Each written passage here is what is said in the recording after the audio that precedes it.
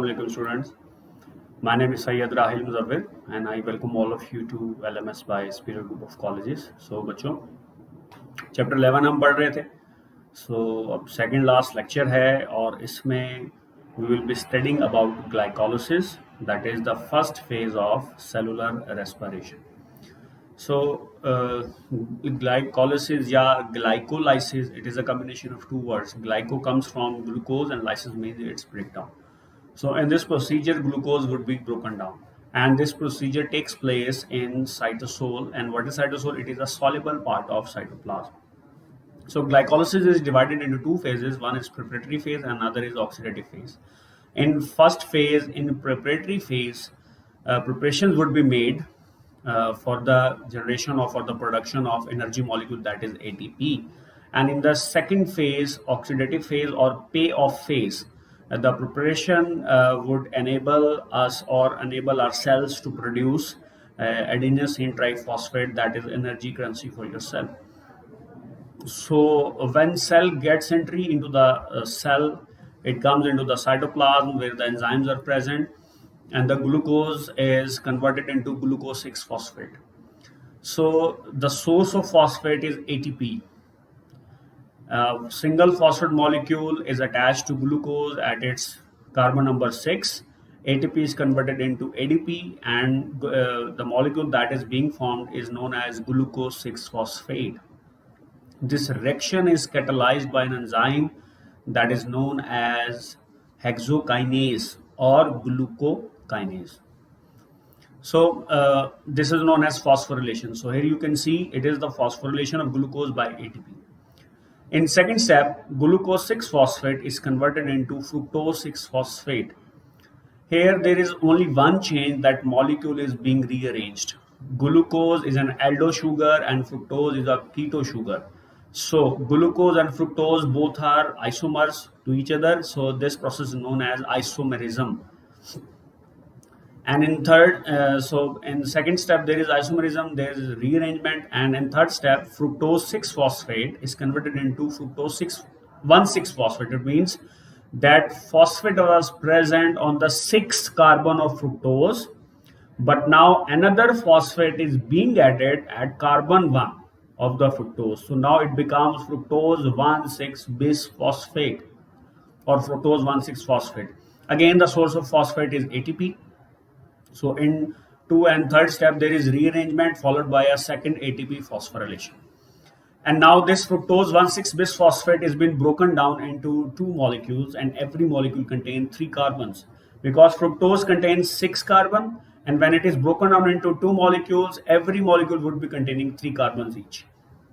So one compound is dihydroxyacetone phosphate, another is glyceraldehyde 3-phosphate. So both dihydroxyacetone and glyceraldehyde, they are isomers to each other. So dihydroxyacetone would be converted into glyceraldehyde 3-phosphate. So now we have 2 molecules of glyceraldehyde 3-phosphate. So here you can see in the 4th and 5th step, the 6 carbon molecule is split into 2 3 carbon molecules, one G3P, another DAP, that is converted into G3P in another reaction. So this is the preparatory phase. Now comes the payoff phase. अब next क्या होगा जी, inorganic phosphate add हो जाएगा cytoplasm से, this is also phosphorylation, और G3P से molecule G3P से electrons निकलेंगे एंड वो NAD के पास जाएंगे, NAD कन्वर्ट हो जाएगा इनटू NADH. सो बच्चों यहाँ पे रिडॉक्स रिएक्शन हो रहा है, NAD रिड्यूस हो रहा है बाय गेनिंग इलेक्ट्रॉन्स और G3P ऑक्सीडाइज हो रहा है बाय डोनेटिंग इलेक्ट्रॉन्स. सो अब G3P में एक फॉस्फेट ऐड हो चुका है, तो ज़ाहिर है क्या बन जाएगा 1,3-bisphosphoglycerate.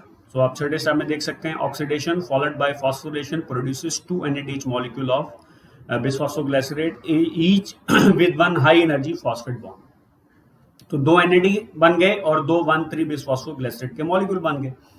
Now this 1,3-bisphosphoglycerate would be converted into 3-phosphoglycerate. So 1,3-bisphosphoglycerate was having 2 phosphate, one phosphate at carbon 1 and 1 phosphate at carbon 3. But this is converted into 3-phosphoglycerate. It means that one additional phosphate that was added to the carbon 1 is now being released, and that phosphate adds up into ADP and forms ATP.